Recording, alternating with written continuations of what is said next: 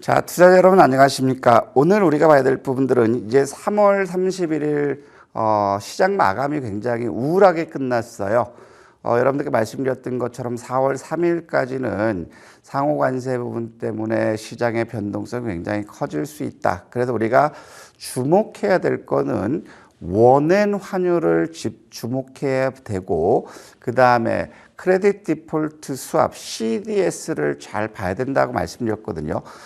지난주 목요일 날 공개 방송에서는 미국의 CDS 지표가 일주일 만에 18.6% 급등했지만 우리 국내 CDS는 일본 다음으로 그 상승률이 낮게 나왔기 때문에 시장은 견조할 수 있다 얘기했는데, 결국에는 지난 금요일 시점이었어요. CDS 국내 지표가 갑자기 15%까지 급등하는 그런 모습을 보여줬거든요. 반면에 미국은 2.4%가 빠지는 그런 상황이었어요. 그러면 이 시간에는 우리가 볼 게 과연 크레딧 디폴트 스왑이 무언지, 그리고 지금 시장에서 지수 하락 압력을 높여주는 그러한 요인들은 무엇인지 이거를 판단해 보고, 그 다음에 우리가 보는 지표들이 어떻게 움직였을 때 시장은 반대로 상승할 수 있는 여건이 될 수 있는지 이걸 여러분들과 함께 보도록 하겠습니다. 지금 이제 지난 27일 금요일이었거든요. 우리 CDS가 14.6%, 금요일 날 목요일 그 공개 방송할 때 하다가 금요일 새벽에 급등 나왔어요. 14.6%. 그러면서 미국 시장은 빠졌는데, 그러면 이제 크레딧 디폴트 스왑이 뭔지 이걸 보면 신용 부도 위험 스왑이거든요. 이거는 국가나 기업이 파산에 대한 위험 자체를 거래하는 파생 금융 상품이에요. 즉 원금을 보전하기 위해서 디폴트 스왑을 따로 매매하는 그런 방법이거든요. 지난 금요일 새벽부터 이 CDS가 급등했던 요인을 보면 미국에서는 자동차에 대해서 상호 관세를 부과하겠다 이게 나왔고, 그 다음에 미국 에너지부는 한국을 민간국가 지정할 것이다. 이거는 이제 그 이전이었거든요. 그래서 지금 보면 상호 관세 이후에 나왔던 부분들이 지난 금요일부터 나왔던 부분이 미국이 한국을 환율 조작국으로 지정할 우려가 높다. 즉 우리는 이미 환율 조작국 지정으로 해서 한번 학을 뗐었죠. 2010년대 초반에. 그러면서 지금 그 원화 가치가 완전히 속된 말로 똥값이 되고 있죠. 그래서 지금 수입 물가가 상승할 것이라는 우려감. 그러면 결국에는 소득은 감소되는데 물가 상승에 대한 우려감이 더 높아지고 있다는 거예요. 그 다음에 지금 나왔던 부분이 지난 금요일부터 미국이 3월 달에는 일본이 미국의 압력에도 불구하고 3월 금리를 동결하면서 원엔이 994원, 3원까지 갔던 게 960원까지 떨어지면서 진정되는 그 상황이었어요. 하지만 미국 입장에서는 일본도 대미 무역 흑자국이기 때문에 환율 조작에 대한 이런 압박을 높이면서 일본 중앙은행이 5월 달에는 금리를 인상할 가능성이 있다라는 것들을 주요 인사들이 얘기를 하면서 엔화 가치가 상승하고 있거든요. 즉 우리가 계속해서 강조했던 부분이 원엔이 980원을 돌파하면 지난 2월 초에 있었던 990원 부근까지도 반등할 수 있고, 이렇게 됐을 때는 지난 2023년 2월부터 5월까지 움직였던 1000원대를 돌파할 가능성이 높다라는 거였어요. 그래서 지금 시장에서는 엔화가 강세를 보이면서 엔캐리 트레이드 청산에 대한 우려감이 높게 나왔죠. 오늘 공교롭게도 엔화가 강세를 보이면서 일본 니케이 지수가 4% 이상 빠졌던 그런 요인이고, 국내 요인을 보면 이제 정치 리스크 부분이 더 크게 발목을 잡고 있다는 거예요. 지금 헌법재판소에서 최우선시로 이 부분을 탄핵 심리를 하겠다고 했지만 이것이 소리 소문 없이 지연되고 있는 그런 상태예요. 그런 상황에서 또 공매도 주체들이 오늘부터 시작하면서 여지없이 공매도 내세웠다라는 거예요.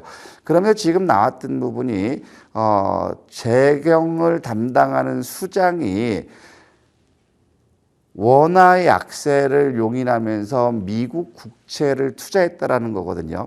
그러면 이제 시장에서는 그 재정을 담당하는 인사권자가 10조 원 추경한다. 경제를 살리기 위해서. 이게 결국에 안 맞는다라고 이제 받아들이는, 시장에서는 경기 부양에 대한 시그널이 노이즈로 나온다라는 이런 우려감들이 굉장히 나오고 있다라는 거죠. 그래서 국내 요인으로는 공매도와 그다음에 헌재 심판 이 부분이 복합적으로 되면서 오늘 외국인들은 장 초반부터 현선물 집중적으로 매도하기 시작했죠. 외국인들의 오늘 매도하는 모양을 보면 9시부터 3시 반까지 현선물은 스키슬로프 상급차 코스처럼 가파르게 하는 상황이었어요. 그렇기 때문에 이런 것들이 주가의 하락을 속절없이 매도하는 그런 모습을 보였고, 그래서 여기서 또 어떤 거예요? 그동안 지수 상승에서 신용융자 부분이 증가됐던 것이 또 일시에 털린다라는 거예요. 신용융자가 여러분들 말씀드렸을 때, 자, 15조 6천억까지 갔던 게 18조 넘어지면서, 이 부분은 또 신용융자를 털어먹게 해서 시장을 가만히 안 둘 수 있다. 이렇게 말씀하셨던 것처럼 결국에 어제 금요일과 오늘 시점에서는 이런 부분이 나왔다라는 거예요. 그러면 여기서 우리가 이제 봐야 되는 것들은 뭐냐면, 자, 지금 상황에서는 이 신용융자 부분을 해서 외국인들이 매도를 급증하고 있는 그런 모습을 보였는데, 자, 지금 지난 금요일 하루 동안 보면 크레딧 디폴트 스왑이 15%까지 급등했던 걸 보면, 자, 저기가 보면 1월 14일이었어요. 미국이 LA 산불이 나면서 결국에 금리를 인상할 수 있고, 또 트럼프 입장에서는 국가 비상상태, 경제 비상상태를 선포할 우려가 높다고 해서 국내 크레딧 디폴트 스왑이 여기 보면 40.6까지 올라갔거든요. 그러다가 나름대로 견조한 추세를 지키면서 크레딧 디폴트 스왑이 28%까지 크게 하락했다라는 거예요.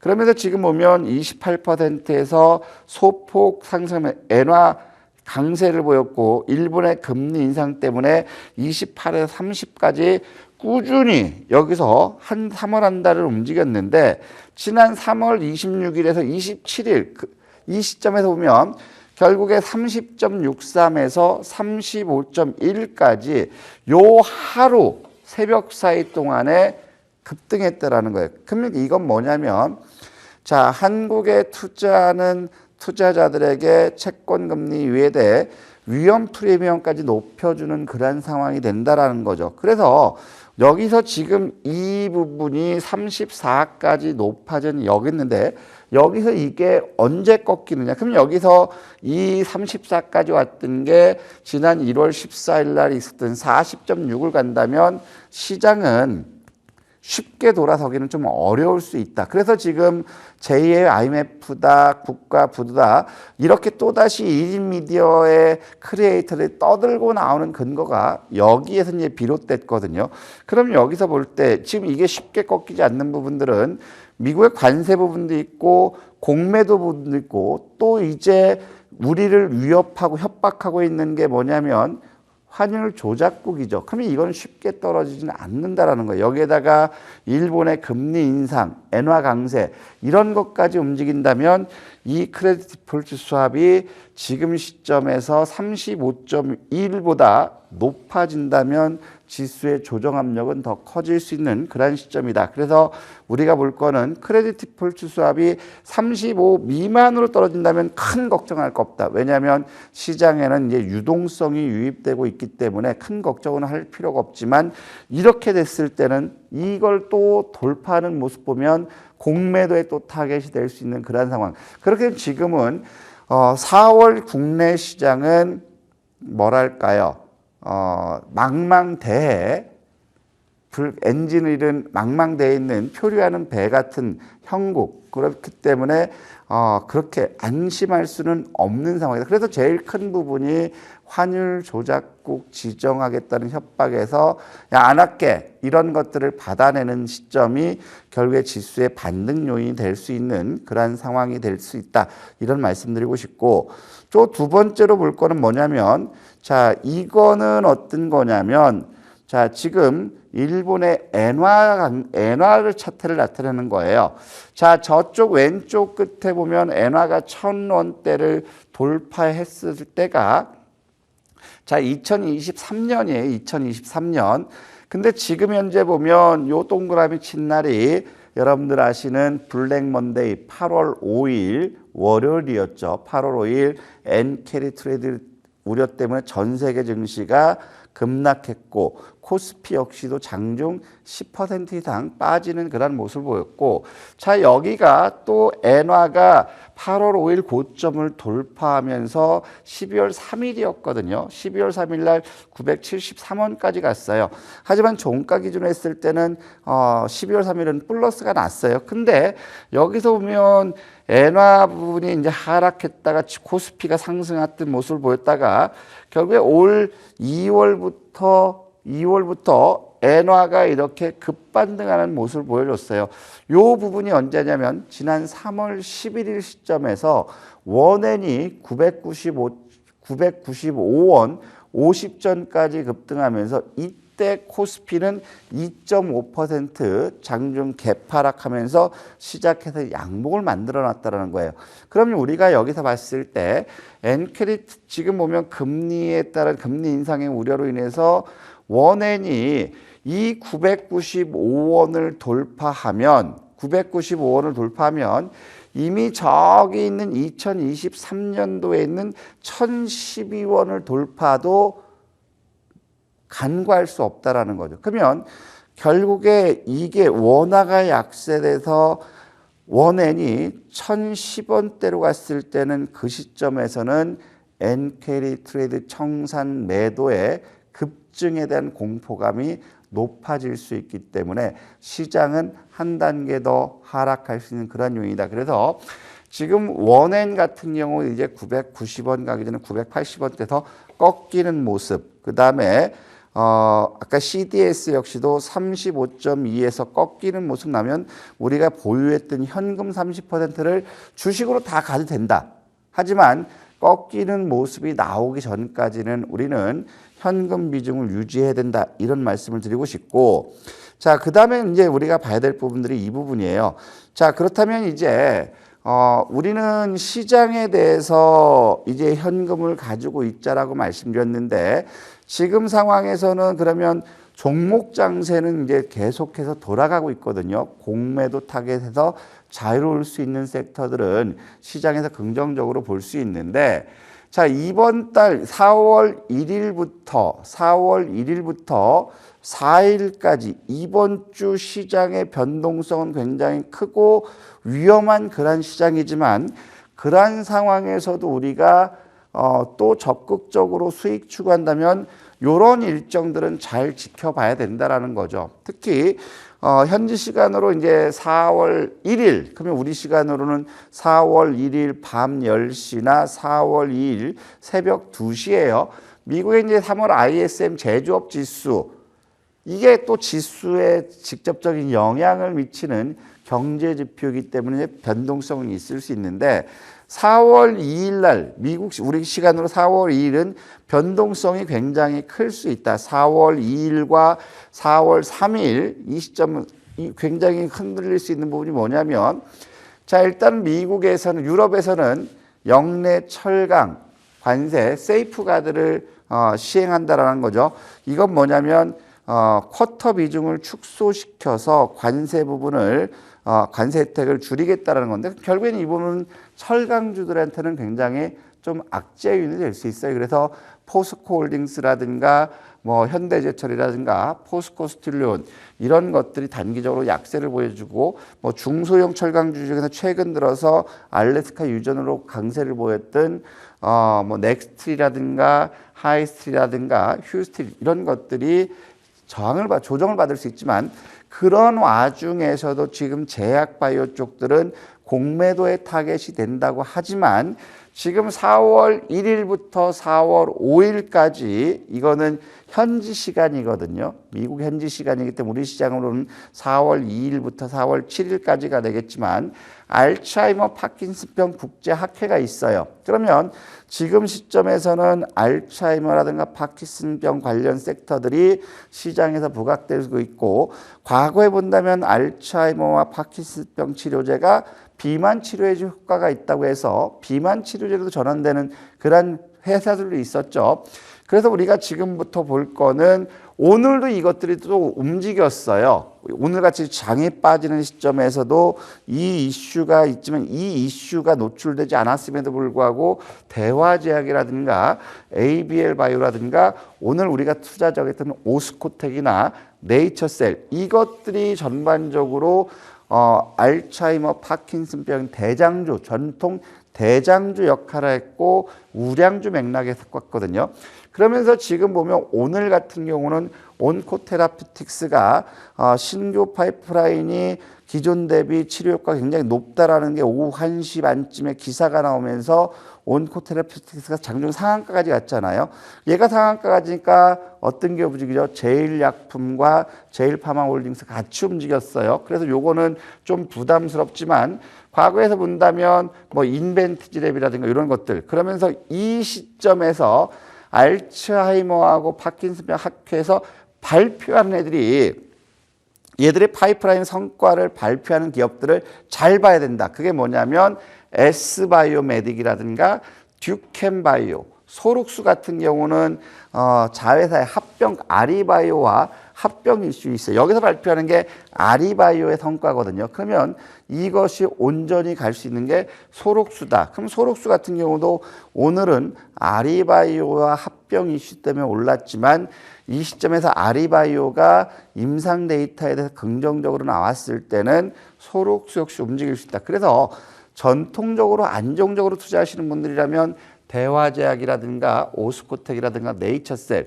모르겠어요. ABL도 되게 좋지만 이게 최근 들어서 올랐기 때문에 공매도 타겟이 될 수 있지 않을까 싶어도 했지만 요것들을 우리가 우선적으로 봐야 될 거고 연구 발표하는 S바이오메딕이라든가 듀켄바이오라든가 소록수 같은 것들은 연구 성과에 나와서 급등락을 할 수 있는 그런 요인이기 때문에 다른 것들은 차치하더라도 4월 1일 우리 시간으로 4월 2일 이쯤에서 시작될 알츠하이머 학회 전통 대장주와 기업을 발표하는 것들은 우리가 주목해야 된다 이 말씀 드리고 싶고 또 화요일 날 보면 또 이제 여기 있죠.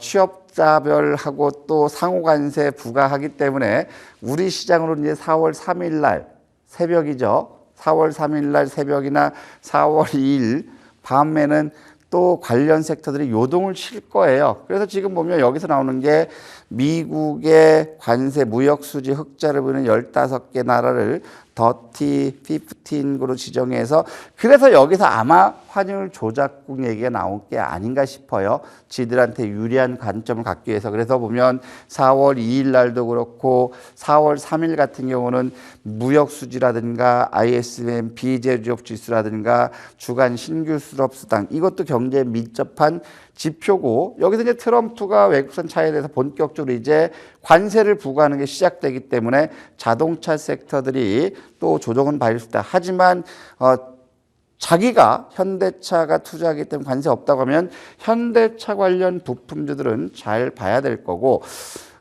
정말 이게 관세, 자동차에 대한 관세가 없었다면 4월 3일 날 있는 서울 모빌리티 쇼가 아마 메인이 되지 않을까 싶었는데 관세 폭탄에 파편을 맞아서 이쪽에 부각받을지 모르겠어요. 그러면서 여기서 나오는 거는 도심항공 쪽, UAM 쪽에서 발표를 할 거고, 소프트웨어 중심과 자율주행 얘기를 할 거고, BYD가 전시를 하죠. BYD 관련주들이 이제 BYD가 테슬라를 넘었기 때문에 뭐 대진 첨단이라든가 이런 것들은 긍정적이고, 그 다음에 수소 연료 전지라든가 로보틱스라든가 차 부품주들 이런 것들이 이제 시장에서 부각받을 수 있다라는 거죠. 최근 들어서 지금 보면 자동차 부품 섹터들에서는 그 모티브 링크가 단기적으로 현대 자동차의 핵심 부품을 공급할 것이라는 기대감으로 최근 급등했는데 신규 상장이면서 급등했기 때문에 결국에 공매도 타겟이 될 수 있는 우려감 때문에 오늘 14% 이상 빠지는 그런 모습 보였어요. 그러면 단기적으로는 가격 메리트가 있기 때문에 현대차의 부품 관련주들 뭐 모티브 링크라든가 S&T 모티브라든가 SL 이런 쪽들과 함께 우리가 볼 거는 그다음에 수소 쪽들도 이제 현대차에서 투자를 많이 해요. 오늘 같은 경우도 두산 퓨얼셀 같은 경우는 공매도 타기 때문에 급락이 나왔기 때문에 자 이런 것들 우리가 잘 봐야 되겠다. 결국에는 이 모빌리티 쇼가 메인이 될 건데 결국에 자동차 관세 때문에 유탄을 맞았다. 그러면 이 중에서 우리가 봐야 될 것들은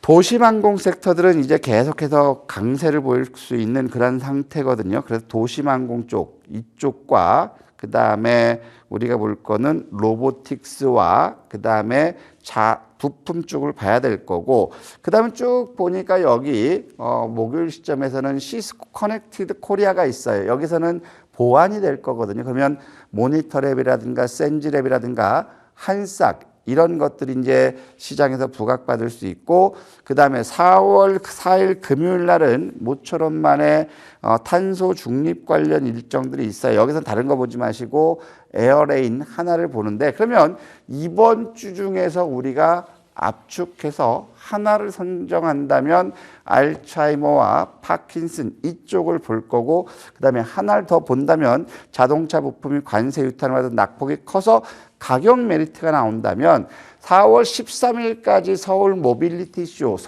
과거에 서울 모터쇼였거든요. 그러면 이런 것들은 큰 행사이기 때문에 요거에 관련된 섹터들 지속적으로 추적해 나가자. 그래서 하나를 승부처로 본다면 파킨슨, 알츠하이머 요 섹터들을 우리가 집중해서 보자라고 말씀드리면서 오늘 여기서 마치도록 하겠습니다. 감사합니다.